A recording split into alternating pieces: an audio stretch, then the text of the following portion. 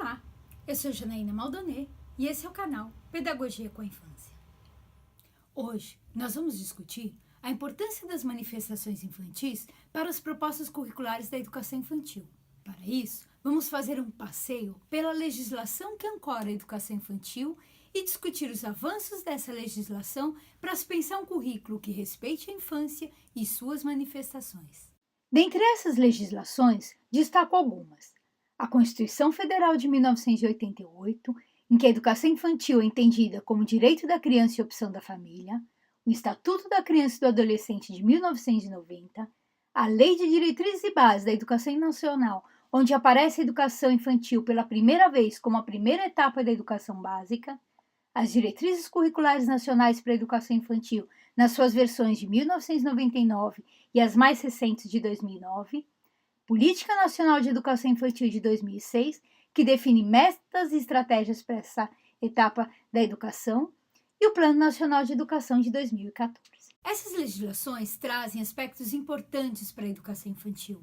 Entre elas, a ideia de que a educação infantil é direito social da criança e que ela acontece em espaços coletivos e não domésticos, compreendendo a faixa etária de 0 a 5 anos e 11 meses. A educação e o cuidado são vistos como aspectos indissociáveis e os profissionais que trabalham ali precisam de formação específica. Isso significa dizer que os aspectos aqui apresentados precisam ser garantidos pelo poder público. Mas o que essas legislações e os documentos oficiais vêm trazendo sobre concepção de infância? Ter clareza sobre a concepção de criança é fundamental para se pensar as propostas pedagógicas, justamente porque todo currículo e toda proposta pedagógica tem por trás uma concepção de criança e o modo como acreditamos que elas aprendem e compreendem o mundo. Nesses documentos está posto que a criança é um sujeito histórico de direitos, produtora de cultura, um sujeito de saberes que pensa e atribui sentido ao mundo. Portanto, suas ideias, suas manifestações precisam ser consideradas nas propostas oferecidas a ela. As crianças pensam sobre o mundo e constroem hipóteses. Quem convive com elas sabe que as crianças são cheias de curiosidades e falas engraçadas. Eu coletei algumas dessas falas para compartilhar com vocês. Filho, quem fez isso na cortina? O lápis. José, 2 anos. Mãe, por que criança pequena dorme sozinha e mãe e pai que são grandes dormem juntos? Débora, 5 anos. Arrumando as miniaturas dos bichos que tinha, Pedrinho fez uma fila com tigres, leões, leopardos, jacaré, ursos e um tamanduá. Olha, pai, estou fazendo uma fila de animais ferozes. Mas tamanduá não é feroz. É feroz com as formigas. Pedro, 2 anos. Mas as manifestações das crianças não são somente verbais. Elas se manifestam nas múltiplas linguagens. O seu corpo fala, seu olhar fala, as transgressões, as descobertas, os desejos, as tristezas, encantamentos, tédio, tudo isso comunica ao adulto o significado que elas estão dando para as propostas que lhes são oferecidas. Nosso papel como educadoras e educadores da infância vai além da proteção e segurança. Nós somos intérprete das crianças e de suas manifestações. Para isso, precisamos ter disponibilidade, interesse e conhecimento sobre como elas estão se manifestando e como elas estão significando aquilo que nós oferecemos para elas. Nesse sentido, o currículo não é um conjunto de conteúdos e habilidades a serem desenvolvidas pelas crianças, independente de quem elas são. Como formadora de professores da educação infantil, em diferentes redes, principalmente no estado de São Paulo, eu coleciono alguns causos das minhas observações e do meu trabalho junto com as professoras da educação infantil. Então eu vou compartilhar para vocês um caso do CUSP, que foi uma das situações observadas com crianças bem pequenas e que nos ajudou a repensar as propostas oferecidas a elas. Eu costumo pedir para as professoras filmarem ou tirarem fotos de alguma situação inusitada, interessante, em que elas queiram entender e compreender melhor o que está acontecendo no cotidiano com as crianças. Uma delas, um dia, filmou um caso com crianças de 1 ano e meio a 2 anos. Ela tinha pedido que as crianças colassem numa folha sulfite uma série de papéis que já estavam previamente rasgados e as crianças tinham que amassar esses papéis e colar com a cola nessa folha. As crianças, passando alguns minutos, se desinteressaram dessa proposta e acharam que era muito mais interessante pegar essas folhas de papel, que eram páginas de gibi arrancadas. Elas passaram a cuspir nessas folhas, lamber e colar no armário da sala. A professora, ao invés de conter as crianças, ela filmou essa situação para que a gente pudesse discutir e entender o que é que as crianças estão fazendo, por que elas estão se manifestando dessa maneira. O que foi muito interessante, porque essa proposta nos ajudou a pensar muito sobre como é que os bebês e as crianças bem pequenas recebem algumas das propostas que são oferecidas por elas. Então, nós discutimos a partir daí que bebês e crianças muito pequenas aprendem na experiência com o corpo inteiro. Sentar, amassar papel, colar numa folha sulfite é uma atividade mecânica e desinteressante para eles. Portanto, quando vamos oferecer alguma proposta para essas crianças bem pequenininhas, é preciso que o corpo, a experiência, de uma forma mais integral, esteja presente.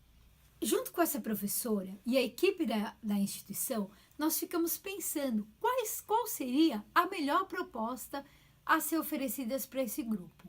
Então, nós decidimos pôr folhas crafts em toda a sala e oferecer diferentes tipos de papel e formas de colagem desses papéis.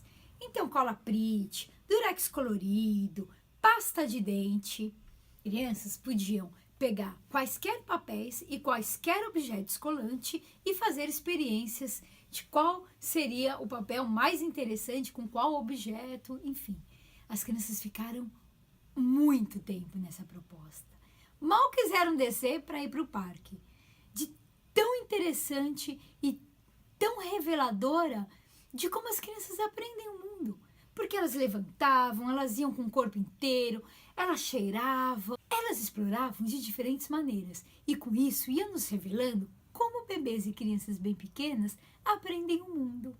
Nós passamos a conhecer mais sobre a infância e mais sobre aquele grupo de crianças a partir do momento que não só entregar uma proposta para elas, mas entender as manifestações que elas tinham sobre essa proposta passou a ser objeto de estudos daquele grupo de professoras. Eu vou ler para vocês uma crônica contida no livro Dia a Dia das Creches e Pré-Escolas, Crônicas Brasileiras. Nesse livro, tem mais de 70 crônicas escritas por professoras e professores de educação infantil que estão no cotidiano com as crianças e que compartilham conosco situações vividas com essas crianças e que tenham como princípio a escuta da infância para elaborar as propostas a serem oferecidas para elas. O aniversário da minha mãe e como mandar crianças para a lua. Enquanto o pessoal de apoio descarregava os materiais de consumo na entrada da creche, algumas crianças de 5 anos observavam atentamente. Assim que os homens se distraíram, as crianças aproximaram-se do material e começaram a comentar. Nossa, que caixa grande!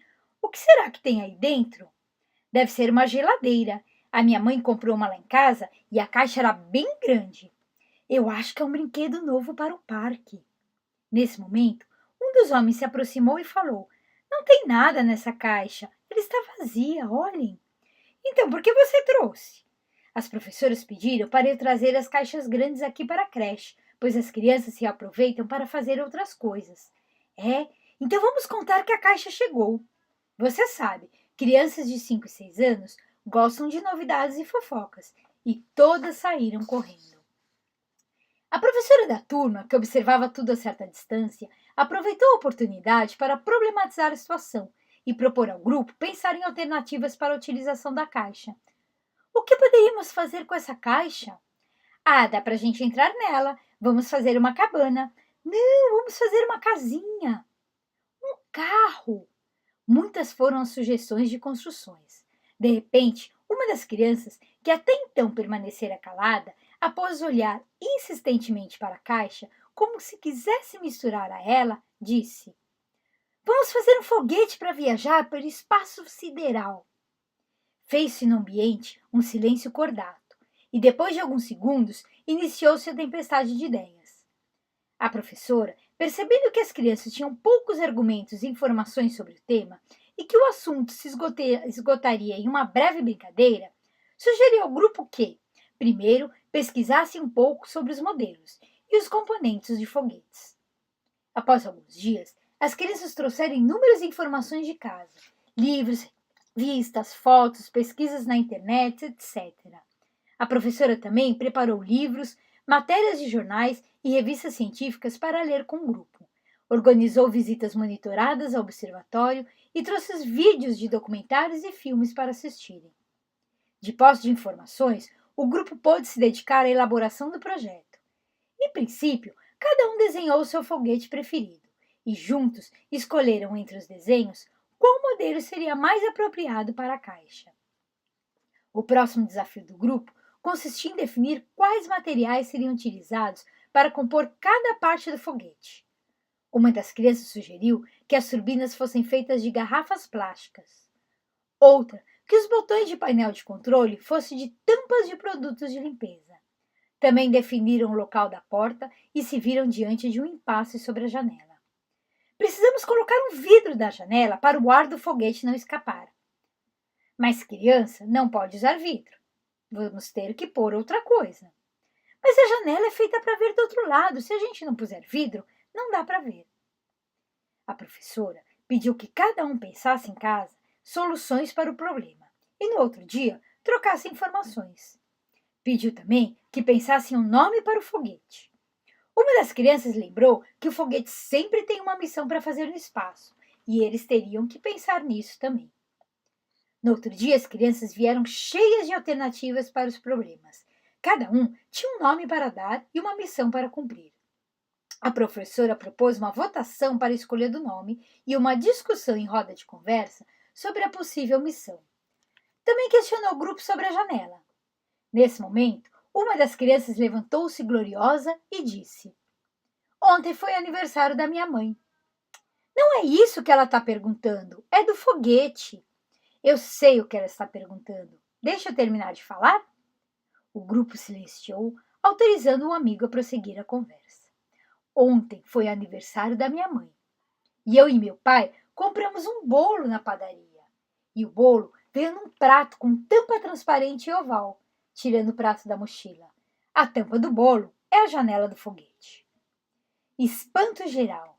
As exclamações e euforias foram tamanhas que quase quebraram a janela. Em votação, decidiram que o foguete teria o nome Foguete do Brasil.